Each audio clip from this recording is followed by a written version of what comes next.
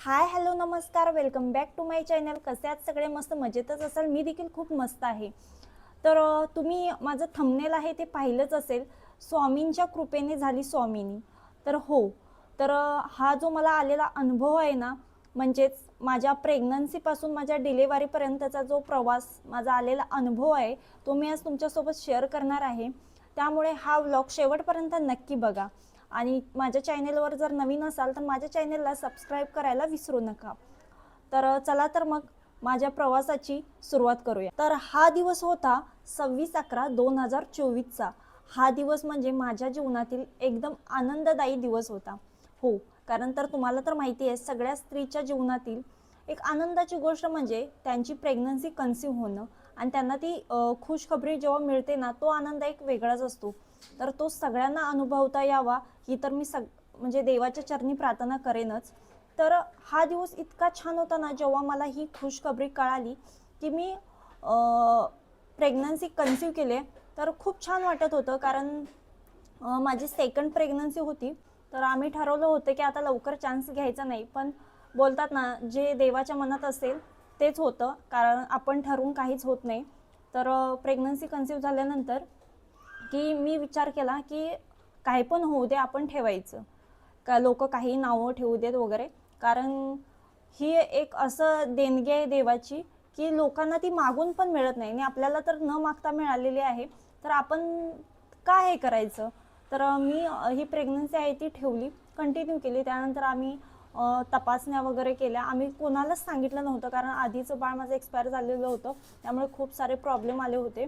आणि ह्या बाळाचं देखील आमचं फिक्स नव्हतं, म्हणजे डॉक्टरांनी सांगितलेलं की ती 5व्या महिन्यापर्यंत आम्ही तुम्हाला काहीही सांगू शकत नाही, कारण जेव्हा बाळाचे अवयव वगैरे बनतील ना, तेव्हाच आम्हाला कळेल की जो मागच्या बाळाला प्रॉब्लेम होता तोच ह्या बाळाला प्रॉब्लेम आहे की नाही. तोपर्यंत तुम्ही म्हणजे कोणाला सांगू नका.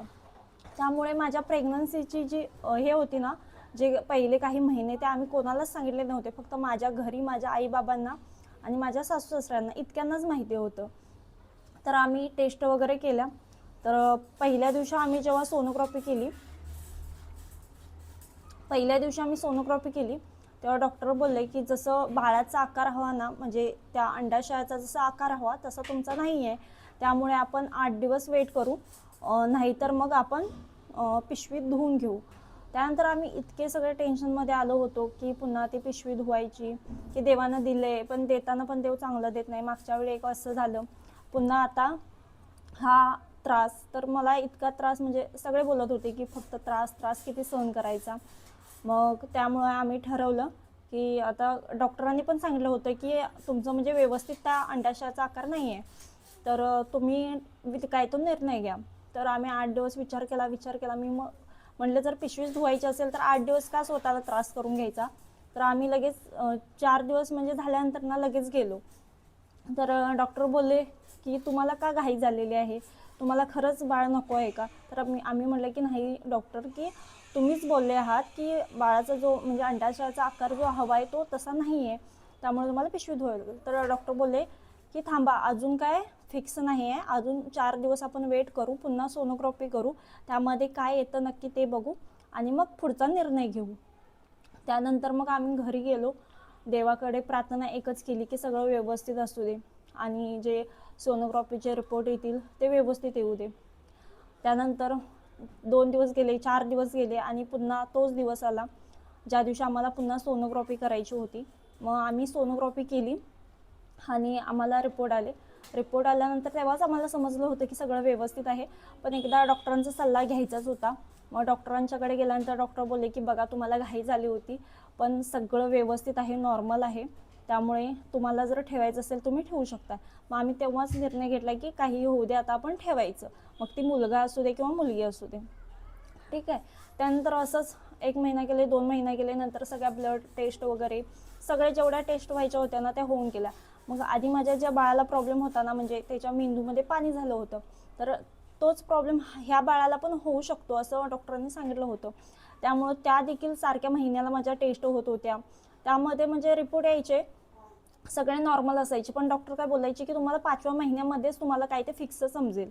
म्हणजे आता तुम्हाला एवढं काही क्लिअर समजणार नाही की हा प्रॉब्लेम त्या बाळाला असू पण शकतो आणि नसू पण शकतो. त्यामुळे आम्ही 5 महिने इतके म्हणजे असं टेन्शनमध्ये काढलेत ना, ते काही सांगूच नका. मला तर एक एक दिवस झोपच लागत नव्हती की देवा काय पण होऊ दे, पण एवढं व्यवस्थित होऊ दे, कारण जो मी मागे त्रास सहन केला आहे तो आता त्रास सहन करण्याची माझ्यात ताकदच नाही आहे.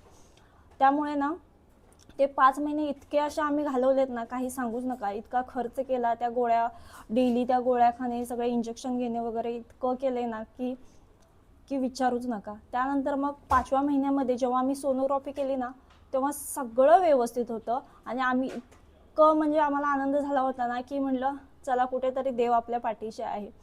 आणि सगळं नॉर्मल म्हणजे रिपोर्ट जे होते ना सगळे नॉर्मल आले होते, सगळे म्हणजे सगळेच रिपोर्ट नॉर्मल आले होते. त्यामुळे काहीही टेन्शन नव्हतं. तर त्यानंतर मग असा 5वा महिना गेला, 6वा गेला, 7वा गेला. महिन्याच्या महिन्याला सोनोग्राफी केली, वेळच्या वेळ गोळ्या वगैरे खाल्ल्या. कारण मी खूप यावेळेला ना कुठेच मी प्रवास वगैरे ना मी घर सोडून कुठेच गेले नव्हते, कारण मला खूप मी जपलं होतं स्वतःला. कारण जो प्रॉब्लेम मागे झाला ना तो मला आता करू द्यायचा नव्हता. कारण तेव्हा चूक कोणाची होती माहीत नाही, पण मी जेवढं माझ्याकडून होईल ना तेवढं मी ह्यावेळी ह्या बाळाची काळजी घेतली होती. त्यामुळे ना की खूप जपलं होतं, खूप म्हणजे खूप. आणि ह्यांनी सुद्धा माझा खूप हॉस्पिटलला खर्च केला होता. आणि त्यामुळे ह्यावेळी आम्ही प्रायव्हेटलाच सगळं ट्रीटमेंट वगैरे ठेवलं होतं. आणि डिलेवरीचं पण आम्ही असं ठरवलं होतं की प्रायव्हेटलाच करायची, किती पण खर्च येऊ दे. कारण गव्हर्नमेंटला केल्यानंतर खूप मला त्रास झाला होता मागच्या वेळी. तर तसं तर माझी नॉर्मलच डिलेवरी झाली, पण तरी पण मला ना म्हणजे खूप भीती वाटत होती. कारण माझं जेव्हा आद्विक झाला ना तेव्हा मला पूर्ण रात्रभर कळा सुरू होते आणि इतका त्रास झालेला ना काहीच सांगू नका. आणि तेव्हा कोण सोबत नव्हतं, फक्त सासू, आई आणि माझा छोटा भाऊ होता. त्यामुळे ना तो एक अनुभव म्हणतात ना की तो दिवस आठवला की असं भीती वाटते. मग यावेळी असं ठरवलेलं की मी सी सेक्शन करून घ्यायचं, म्हणजे सिजेरियन करून घ्यायचं, त्यातूनच ऑपरेशन पण होईल मुलाचं, असा मी प्लॅन केला. त्यानंतर आम्ही ना मुलुंडमध्ये माझं नाव दिलं सी सेक्शन करायला. पण माझं काय झालेलं की बाळाचं जे वेट होतं ना ते कमी होतं. कमी असल्यामुळे मग आम्ही दर महिन्याला ट्रीटमेंट म्हणजे गोळ्या वगैरे आणायला, इंजेक्शन घ्यायला आम्ही मुलुंडला जायचो. जेव्हा ते बोलवतील तेव्हा आम्ही जायचो. आणि आम्ही इकडे कसं मुंबईमध्ये खूप खर्च सांगितला होता. त्यांनी नॉर्मल डिलेवरीसाठी 50,000चं पॅकेज सांगितलं होतं आणि सिझेरियनसाठी काहीतरी 80 ते 85,000 फक्त 2 दिवसाचे. तर आम्ही विचार केला की जाऊ दे, आपण गव्हर्नमेंटला नाव देऊ. मग गव्हर्नमेंटला त्यांच्या म्हणजे मित्रांच्या ओळखीने गव्हर्नमेंटला आम्ही नाव दिलं मुलुंडमध्ये. तर सगळं झालं. मग मला किती सप्टेंबरची 3 तारीख दिली होती डिलेवरीची. नॉर्मल डिलेवरीसाठी सप्टेंबरची 3 तारीख दिली होती आणि 3 सप्टेंबरलाच माझ्या मोठ्या मुलाचा बड्डे होता. तर माझी इच्छा होती की 3 सप्टेंबरलाच डिलेवरी व्हावी, पण ते शक्य नव्हतं कारण तेव्हा माझे 9 महिने 10 दिवस होत होते. तर इतके दिवस तर मी कधी घेतले नाहीत.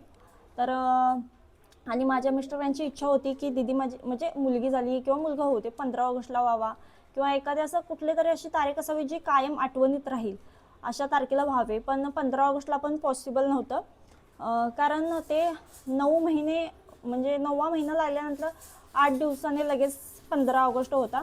त्यामुळे ते तर पॉसिबलच नव्हतं. सी सेक्शन पण करण्यासाठी आम्ही विचारलं होतं की 15 ऑगस्ट दिवशी आपण करू शकतो का. तर ते डॉक्टर बोलले की नाही, बाळाचं वेट खूप कमी आहे, त्यामुळे तुम्हाला सी सेक्शन करायचं असेल तुम्ही वेळाने करा, कारण तेवढीच बाळाचं पण जी ग्रोथ आहे ना ती चांगली होईल. आणि जर अचानक आधीमध्ये जर कळा सुरू झाला तर मग करून टाकूच, पण तोपर्यंत तुम्ही काही करू नका. मग ठीक आहे, आम्ही ठरवलेलं होतं की काहीतरी 18 का 19 तारखेला ऑगस्टच्या सी सेक्शन करायचं. माझं नाव पण दिलं होतं सगळं सी सेक्शनसाठी, आणि मी बॅग वगैरे सगळी 2-3-4 दिवस आधीच भरून ठेवली.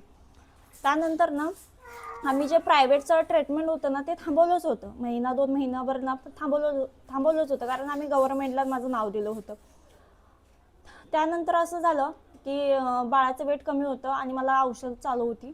तर डॉक्टरांनी मला तारखा ज्या दिल्या होत्या ना त्या तारखेनुसार मला ते डॉक्टर बोलवायचे. तर 15 ऑगस्टची ना तारीख होती कुठे प्रायव्हेटमध्ये.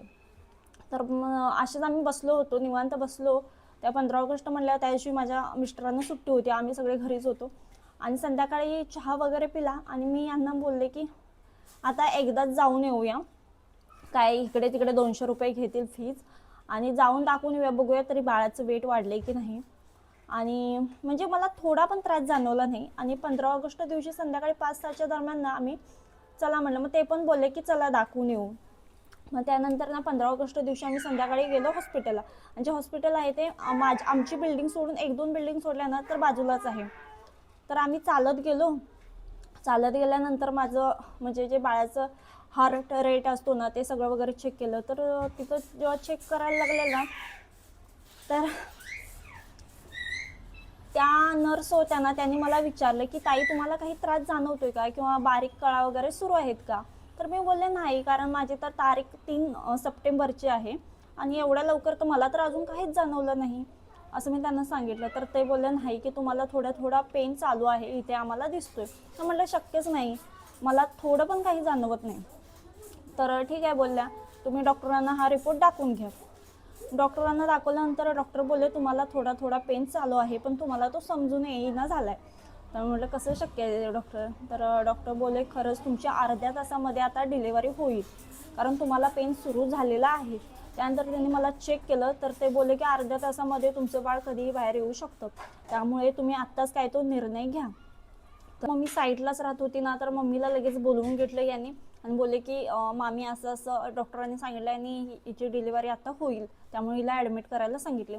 पण मी तर त्या क्षणी रडायला चालू केलं, कारण मला तर एवढी मी घाबरलेली ना की आम्ही कोणती तयारी केली होती ना, पैशाची जोडणी केली होती ना, कोणाला सोबत आणलं होतं. फक्त आम्ही दाखवायचं म्हणून बाळाचं जे वेट आहे ना ते चेक करण्यासाठी आम्ही गेलो होतो. आणि डॉक्टरांनी अचानक असं सांगितल्यानंतर ना मला तर असा धक्काच पडला. मी तर रडायलाच चालू केलं.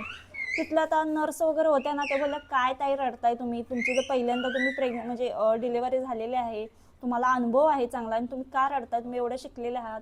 तर म्हटलं ताई शिकलेलं असलं तरी ही एक वेळ असते ना तेव्हा माणूस खरंच खूप घाबरतो. आणि इतकी मी रडायला चालू केलं ना, आणि असं झालं की मला तर थोडा पण पेन नव्हता आणि मी बोलते की मला पेन नाही आहे, मग कशी डिलिव्हरी होईल. डॉक्टर बोलले, मग मॅडमांना मी विचारलं तरी किती वेळेत होईल. तर त्या मॅडम काय बोलल्या, नर्स होत्या त्या, की एक 9-10 वाजेपर्यंत होऊन जाईल. मी म्हटलं शक्यच नाही, माझी जी पहिली डिलिव्हरी होती ना ती तर मी पूर्ण रात्रभर त्रास सहन केला कळांचा, तरी पण माझी म्हणजे पहाटे 4:45ला डिलिव्हरी झाली. तर हे कसं शक्य आहे. तर त्यांनी बरोबर 1 ते 1.5 तासामध्ये माझी डिलिव्हरी करून दिली. 1 ते 1.5 तासामध्ये. मग त्यानंतर ना तो एक क्षण होता ना, काय सांगूच नका. तर त्याआधी मी तुम्हाला सांगते की हे जे 8 महिने होते ना, 8 महिने, तर ह्या पूर्ण जे माझे सिम्पटम्स होते, म्हणजे 9 महिने जसं माझ्या आद्विकच्या वेळी मला जशी हे लागले होते ना डोहाळे, सेम डोहाळे ह्यावेळी सुद्धा लागले होते. आणि मला 99.99% असंच वाटत होतं की मला मुलगाच होणार. सगळे मला इंस्टाग्रामवरती, मला यूट्यूबवर, फेसबुकवर सगळ्यांचे मेसेज की तुम्हाला ताई मुलगाच होणार. जेव्हा मी रील्स वगैरे टाकल्या होत्या ना, त्याच्याखाली कमेंटमध्ये बघा सगळ्यांचे रिप्लाय की तुम्हाला ताई मुलगाच होणार, तुमचं पोट मुलग्यासारखंच आहे, तुमचे जे सिम्पटम्स आहेत ते मुलग्यासारखेच आहेत. त्यामुळे मी मुलगीचा एकही ड्रेस घेतला नव्हता, कारण मलाही वाटलं होतं की मुलगाच होणार. माझं पोट वगैरे सगळं सेम सगळं तसंच होतं जे आद्विकच्या टायमिंगला होतं. आणि असं मी म्हणलं की मग आता जर मी मुलीचा ड्रेस घेतला आणि नंतर जर आपल्याला तेव्हा मुलगा झाला तर थोडं वाईट वाटणारच. त्यामुळे आता काही घ्यायचं नाही आहे, पुढे बघू. जर देवाच्या मनात असेल तर झाली मुलगी तेव्हा घेऊ. मग त्यामुळे मी काहीच घेतलं नव्हतं. जे माझ्या आद्विकच्या आधीचे कपडे वगैरे होते ना, आणि माझ्या बहिणीचा मुलगा कार्तिक आहे त्याची जी कपडे होते ना, सगळं मी तेच ठेवलं होतं बॅगेत भरून. मग त्यानंतर माझ्या भावाने जाऊन त्या बॅगा वगैरे आणल्या आणि 1.5 तासामध्ये माझी डिलिव्हरी झाल्या आवाज आला. मी विचारलं पण नाही काय झालं काय नाही, कारण मला माहितीच होतं की मुलगाच असणार. मग मी काहीच विचारलं नाही, कारण तेव्हा मला थोडा ते टाक्यांचा वगैरे त्रास होत होता. मग डॉक्टर बोलले तुम्हाला काय हवं होतं. तर मी बोलले की काय असं काही नव्हतं आमचं ठरलेलं की आम्हाला काय हवं, मुलगा किंवा मुलगी होऊ दे, फक्त व्यवस्थित असू दे एवढंच इच्छा होती. तर डॉक्टर बोलले की अभिनंदन तुम्हाला मुलगी झाली. इतकी नटलेली ना, अशी मी 2 मिनिटासाठी ना अशी मी शांत, म्हणजे काहीच विचारलं नाही काहीच. आणि इतका आनंद झाला ना, मी इतकी हसायला लागले. डॉक्टर बोलले की आता तुम्हाला नाही त्रास होत. तर मी बोलले तसं नाही, पण तो एक आनंद आहे ना, काय कसं सांगू. तर ठीक आहे बोलले, हा आनंद नंतर व्यक्त करा, आता काम डाऊन बोलले की आता जरा स्वतःला सावरा, नंतर आनंद तुम्ही सेलिब्रेट करा. आणि मला तर असं झालं होतं की माझी देवाने इच्छा पूर्ण केली. शेवटच्या क्षणी ना एक असं बोलतात ना की तो एक चमत्कार तो त्या देवाने केला. कारण काय सांगू तुम्हाला, इतकी माझी म्हणजे खूप म्हणजे इच्छा होती की मला मुलगी व्हावी, कारण मला नटण्याचा हे करण्याचा म्हणजे खूप आवड आहे. तसंच माझ्या मुलीला पण नटवावं आणि लहान मुलींचे जे फ्रॉक वगैरे असतात ते मला इतके आवडतात ना, म्हणजे खूप इच्छा होती घरात एकतरी मुलगी असावी असं वाटत होतं. आणि माझ्या घरी ती लक्ष्मी आली आणि माझ्या नवऱ्याची इच्छा होती की ती 15 ऑगस्ट दिवशी व्हावी आणि त्या दिवशी गोकुळाष्टमी होती, जन्माष्टमी, आणि 15 ऑगस्ट देखील होता. आणि त्यामुळे तो दिवस इतका छान होता आणि ते पण नॉर्मल डिलिव्हरी आहे, सी सेक्शन वगैरे मी काही करून घेतलेलं नाही. आणि ते 15 ऑगस्ट दिवशी माझ्या मुलीची नॉर्मल डिलिव्हरी झाली. आणि त्यामुळे हॉस्पिटलमधले जे लोक होते ना, मेंबर स्टाफ, त्यांनी ना माझ्या मुलीचं नाव राधा ठेवलं होतं. म्हणजे आम्ही ठेवायच्या आधी त्यांनीच ठरवलं होतं की राधा म्हणायचं हिला. तर इतकं छान वाटलं आणि मी पण बोलले की मग त्यापासून आम्ही तिला राधाच बोलतो. तर ना इतका आनंद झाला होता. अकरांचे तिघांचे, आद्विकचे, स्वामिनीचे आणि तिच्या पप्पाचे वार ना जन्मलेले शुक्रवारच आहेत. आणि इतके म्हणजे आद्विक माझा एकादशी दिवशी जन्मलेला आहे आणि त्याचे पप्पा जे आहेत ना ते 6 वर्षाचे जेव्हापासून आहेत ना त्यापासून त्यांनी विठ्ठलाची माळ घातलेली आहे पंढरपुराची आणि ते माळकरी आहेत. त्यामुळे ते एकादशी दिवशी झालं आणि ते पण नॉर्मल डिलिव्हरी. तो योगायोग बघा. आणि 3 सप्टेंबरला झालेला आहे आणि त्याच्या पप्पाचा जो जन्मदिवस आहे तो 3 जून आहे, म्हणजे 3 तारखेला, आणि वार आहे तो शुक्रवार, सेम. तसं माझ्या स्वामिनीचं आहे 15 ऑगस्ट दिवशी आणि गोकुळाष्टमी होती आणि इतका छान दिवस आहे, शुक्रवारच होता. तर तो एक आनंद वेगळाच होता की कसं सांगू तुम्हाला. तर इतका आनंद. तर स्वामीनी नाव ठेवण्यामागचं कारण काय, तर ना मी जेव्हा माझी प्रेग्नन्सी होती 7-8 महिन्याची मी होते ना गरोदर, तेव्हा ना मी स्टेटस वगैरे बघायची. तर सगळ्यांचे स्टेटस वगैरे इंस्टावर स्टोरी म्हणा, काही पण म्हणा, सगळ्यांचे ना स्वामी समर्थांचे स्टेटस स्टोरी असं ठेवायचे. तर मी असे विचार करायची की हे का बरं ठेवत असतील, खरंच हा देव पावत असेल का वगैरे. तर मी यूट्यूबला वगैरे सर्च केले, व्हिडिओ काही बघितले.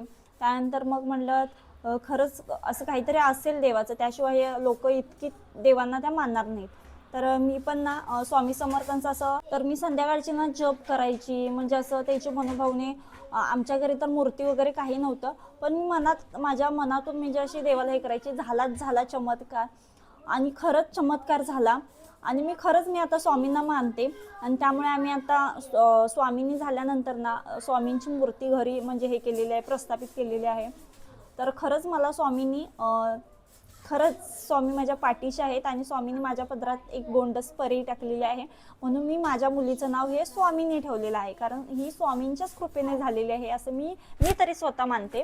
कारण हे शक्यच नव्हतं, म्हणजे मला 99.99% हेच वाटत होते की मला मुलगाच होणार, पण स्वामींच्या कृपेने स्वामींनी झाली, म्हणून तिचं नाव स्वामींनी ठेवलेलं आहे. तर तुम्हाला हा व्लॉग कसा वाटला नक्की सांगा. आणि माझ्या चॅनलवर जर नवीन आला असाल तर माझ्या चॅनलला सबस्क्राईब करायला विसरू नका. थँक्यू.